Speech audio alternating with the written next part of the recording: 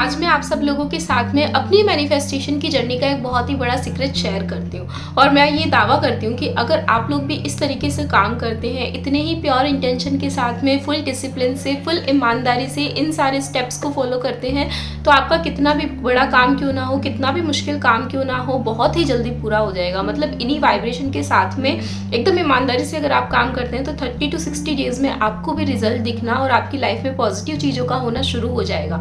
और अगर आपका काम नहीं होता है तो यह चैलेंज है आप सब लोगों के लिए कि आप सेम वीडियो पे आके या फिर मेरे चैनल पे आके इसको रिपोर्ट कर सकते हो, ब्लॉक कर सकते हो, या फिर फ्रॉड है, लायर है, कुछ भी ऐसे ही बताया जा रहा है, ऐसा कुछ भी नहीं होता है। तो इस तरह के कमेंट करके दूसरों को भी अवेयर कर सकते हो, क्योंकि मैं इतनी श्योर हूँ कि आपका काम हो ही जाएगा।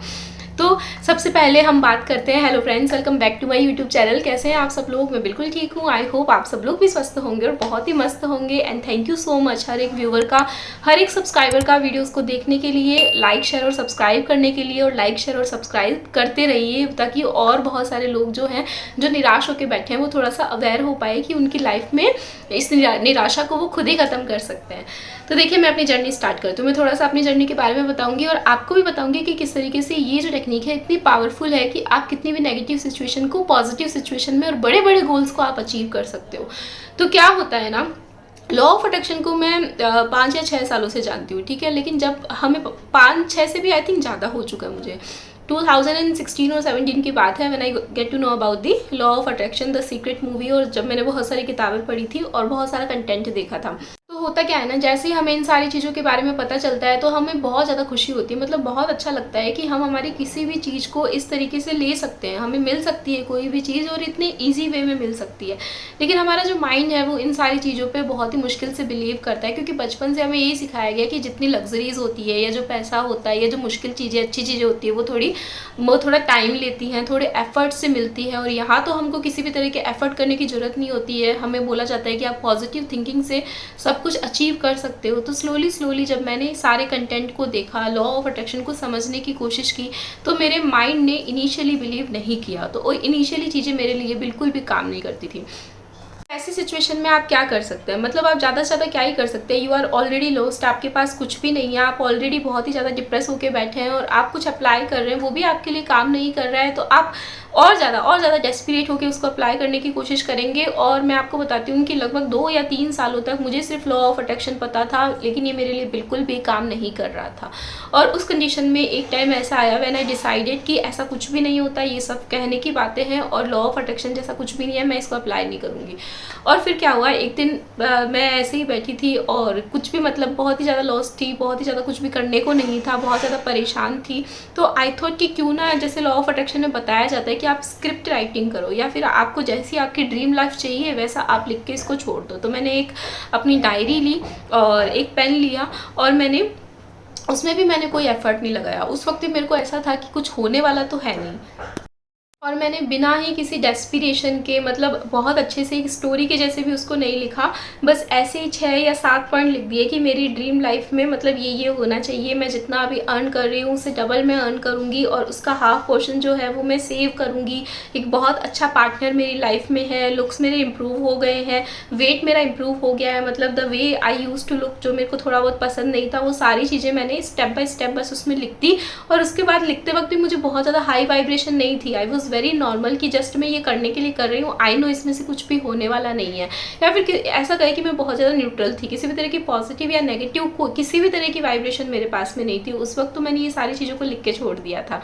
और थोड़े ही टाइम बाद क्या होता है, और लेट गो वहाँ पे बहुत अच्छे से हो गया था। 2 चीज़ें वहाँ बहुत अच्छे से हुई। एक तो आपके पास खोने के लिए कुछ भी नहीं था, तो किसी तरह का डर आपके अंदर नहीं था, तो डेस्पिरेशन नहीं थी, मैं बिल्कुल भी डेस्परेट नहीं थी उस वक्त, तो रेजिस्टेंस बिल्कुल 0 के बराबर था। द सेकेंड थिंग, मेरे को वहाँ से किसी भी तरह का एक्सपेक्टेशन नहीं था, तो वहाँ पे लेट गो जो था वो मेरा बहुत ही अच्छे से हो गया। मैं बार बार उसको जाके चेक नहीं कर रही थी कि ये मेरे लिस्ट में लिखा है और ये क्या हो रहा है क्या, ठीक है। तो कॉन्शियसली तो मेरा माइंड यही मानता था कि सिर्फ लिखने के लिए मैंने लिखा है, ऐसा कुछ होने वाला नहीं है। लेकिन सबकॉन्शियसली वहाँ पे एक चीज़ हो गई जो कि बहुत ही अच्छी हुई, कि वो मेरे माइंड में रजिस्टर हो गया और मेरा माइंड जो है वो उसी डायरेक्शन में काम करना स्टार्ट हो गया।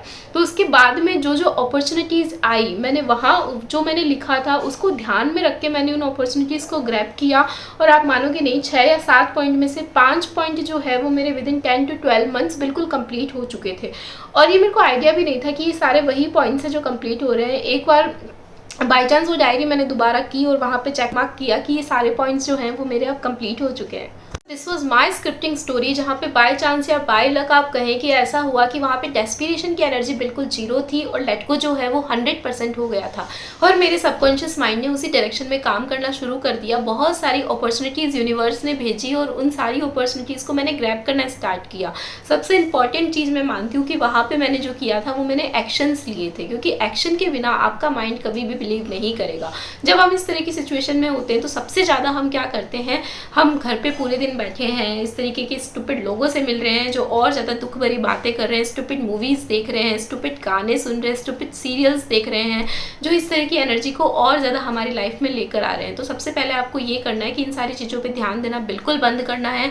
If there is a problem there is always a solution, और आपको यही सोच के चलना है कि मेरी लाइफ में अगर प्रॉब्लम है तो सॉल्यूशन भी फाइंड आउट मैं ही करूँगा, चाहे कैसे भी करूँ। हो सकता है कि आपको एक बार आप वहाँ पे सक्सेस ना हो, 2 बार ना हो, 3 बार ना हो, 4 बार ना हो, लेकिन आपको उन चारों बारी में कुछ ना कुछ सीखने को मिलेगा जो आपको 5वीं बार सक्सेसफुल करेगा।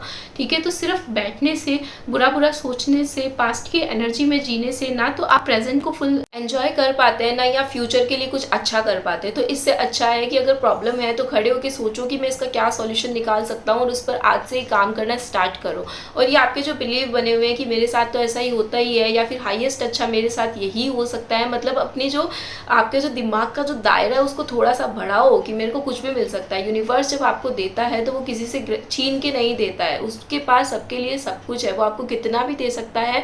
बस ये आपकी वाइब्रेशंस है कि आपको किस लेवल पे बढ़ानी है और किस तरह की फ्रिक्वेंसी में रहना है और कितना ज़्यादा आपको पॉजिटिव रहना है, क्योंकि उतनी ही ज़्यादा पॉजिटिव चीज़ों को आप अट्रैक्ट करोगे। अपने थॉट्स को बढ़ाओ, अपने विजुअलाइजेशन के एरिया को बढ़ाओ और ज़्यादा अच्छा विजुअलाइज करना स्टार्ट करो और खुद को उसके कैपेबल समझना स्टार्ट करो। So this was my story. आपको समझ में आ गया होगा कि एक्चुअली आपको करना क्या है और स्क्रिप्टिंग जो है वो कितनी ज़्यादा पावरफुल है। आई होप ये आपको हेल्प करेगी आगे बढ़ने के लिए, और अगर आप कहीं पे स्टक हैं तो भी ये आपको हेल्प करेगी। वीडियो अगर अच्छा लगा है तो लाइक शेयर सब्सक्राइब जरूर करें। Bye bye, have a nice day.